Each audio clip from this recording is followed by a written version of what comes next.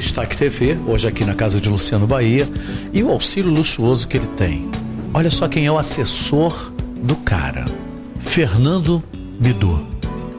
Tem coisa melhor? O cara tem uma história fantástica de rádio, não é não? Nós temos, né? Fala um pouquinho, um pouquinho, Panorama, Rádio Globo, umas coisinhas que a gente fez por aí, né? Na realidade, eu comecei em 1988 na Rádio Continental AM como operador de áudio. Estendeu um pouquinho a temática quando fui aprender o DAT. Você deve lembrar da época da Rádio Panorama, 1990, lá de Getúlio Vargas. Verdade. E sabe como é que é? Rádio é cachaça, né? A primeira 100% digital, era... 100% Lembra digital, disso? exatamente. Fui indicado pelo André Luiz. Na mesma ocasião, eu trabalhava no Jornal do Brasil e eu comandava a parte da administrativa das rádios. Na época era Rádio Cidade, FM 105. E eu saía sempre do terceiro andar para o sétimo andar para ficar perto da rádio. Até então, um dia o próprio diretor do Jornal do Brasil falou: acho que você está no lugar errado. Não deu outra. Passei então a fazer amizade com o Eduardo Andros, enfim, toda aquela equipe da Rádio Cidade. E então daí eu passei depois a trabalhar na Rádio Alvorada como operador e passei para produtor.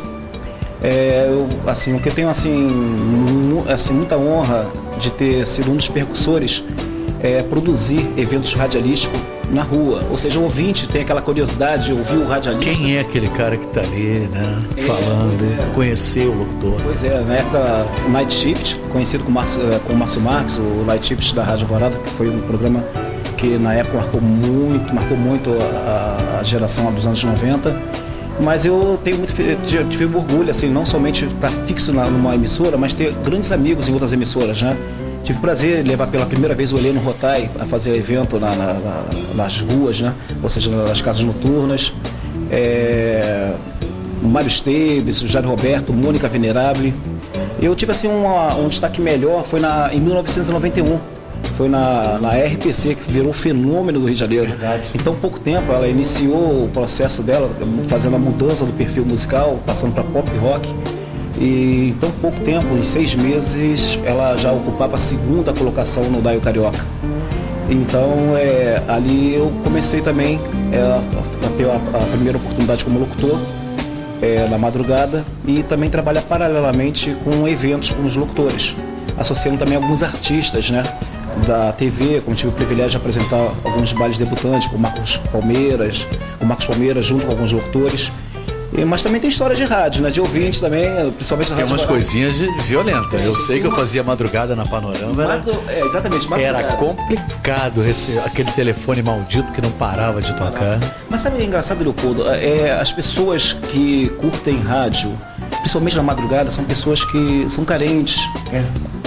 São pessoas que estão precisando ter quem ouça, entendeu? Tem muito maluco também. Também tem. Pois é, mas a compaixão às vezes Mas é legal, se o telefone tá tocando, porque o teu trabalho tá dando resultado, cara. É verdade. Né? E tem uma história que não sai da minha memória. Eu contei agora aqui no off, antes de começarmos aqui a entrevista, da Regina. Conta o milagre, mas não diz o nome do santo. Tem razão, Regina. Bom, Regina. Tem tanta Regina, né? Pois é, eu realmente já tenho bastante tempo. Isso ocorreu em 1990, não sei. Eu perdi o contato com ela em 1991, um ano após. Era impressionante, Leopoldo. Todo dia, 2 da manhã, o telefone tocava na rádio. 2 da manhã certinho. Era ela. Nem 2 e 1, nem 1, mas 59. Era um ouvinte da Tijuca. E até então, o primeiro contato que eu tive com ela, pra mim era um ouvinte como qualquer outra. Mas no andar do tempo, você começa a observar o perfil da ouvinte, você começa também a observar um outro lado paralelo, que seria até a parte emocional, assim, um problema também até de saúde psicológica, né? E a Regina, depois de eu ter feito contato com a família dela durante o dia, porque mexeu muito com o meu sentimento, no sentido ela estar sempre ligando chorando. E depois eu soube, através da mãe dela, que ela sofria de esquizofrenia. Então, todo dia, às 2 da manhã, ela pedia a música de John Lennon, Woman. Você sabe que a programação não é feita por nós comunicadores. Nunca é feito. É feito pelo... A gente dá uma...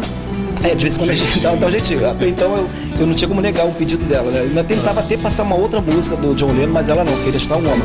Então, quem escutava a Rádio Alvorada nessa época, nesse horário de 2 da manhã, do primeiro dia do mês até o dia 30, 2 da manhã era o homem. Era de manhã, não tinha que tocar.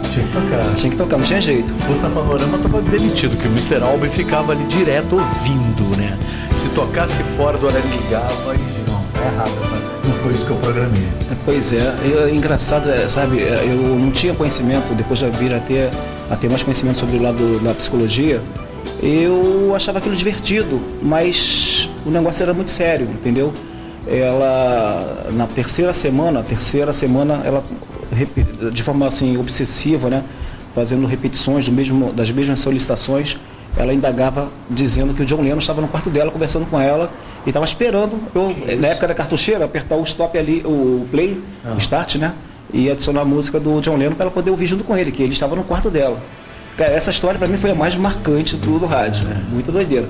Teve uma, só para fechar aqui a história, que eu nunca esqueço, uma vez, eu, para poder chegar na rádio, na época eu estava sem carro, e eu não podia perder o último ônibus, né, para poder chegar ali na Presidente Vargas, né. Então eu cheguei um pouquinho mais cedo. Aí eu falei, bom, vamos fazer um lanche. O radialista sabe que fazer aquele lanche para poder pegar enfrentar aquelas 4 horas, 5 horas que parece uma eternidade, mas é prazeroso pelas músicas que a gente curte, né. E eu, nesse dia, eu não fui muito feliz, comi algo indesejável, mas... E deu um revertério lá, né? Mas chegou no ponto, cara, que ficou insuportável. Eu liguei para o Souza Aguiar, pedi uma emergência, né? Aí me prontifiquei, falei que era radialista, trabalhava na Rádio Alvorada, estava próximo do hospital. Eu fiquei perplexo que a ambulância chegou o mais rápido possível, talvez pelo fato de ser rádio, né? E assim que eu acionei lá o porteiro para a equipe médica poder subir, subiu o enfermeiro e o médico. Em 1990 ainda tinha esse privilégio. Hoje, nos dias atuais, é complicado. Você vai chamar SAMU, 3 dias depois talvez chegue. Talvez é verdade. E o engraçado, quando ele entrou no estúdio, eles ficaram tão encantados e me esqueceram o doente ali. Caramba, essa música é muito bacana, rapaz, olha aqui. E o ambiente, né? Aquilo parece que tá pilotando um Boeing, né? Que é um monte de botãozinho colorido. Pois é, o enfermeiro. Um monte de luzinha. O enfermeiro puxava o cartucho que não era do Luciano Bahia, era do Japão. Caramba, rapaz, olha só, meu bem-querer. E eu ali, tô passando mal. Não, só um pouquinho só. E ele lá pegando outro cartucho, lendo o cartucho ali e eu ali passando mal. Aí depois ele colocou um soro ali em mim, eu botei a música no automático, né? Na época era aqueles CDs ainda que você rodava. Carrossel de lembro disso, eu toquei muito. Era a salvação, né? Eu só escolhia quando eu tinha que sair, fazer uma coisa, escolhia só as músicas que tem 5, 6 minutos, coloca ali uma programação. Pois é.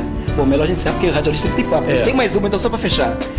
Com a Mônica Venerable na praia de Piratininga fazendo um show de reggae. Isso na época pela Fluminense. Aquele palco improvisado.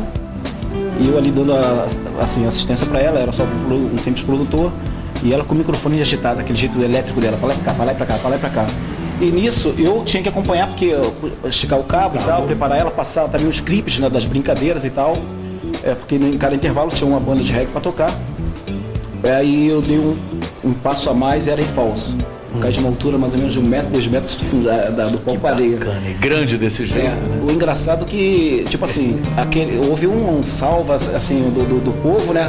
Gritando, achando, pô, a banda é boa, mas não era pra banda não, era pra mim. Então que tombei, fiz mais sucesso que a banda naquele momento ali, foi ser fantástico. Histórias, cara. É coisa de radialista, né?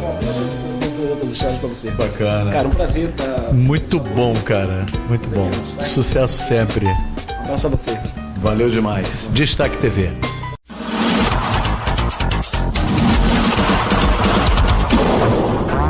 Oferecimento Restaurante Estrada Pizza e Grill Nilópolis. Motel Fluminense. Tradição e qualidade no centro de Nilópolis. E Shopping Nilópolis Square.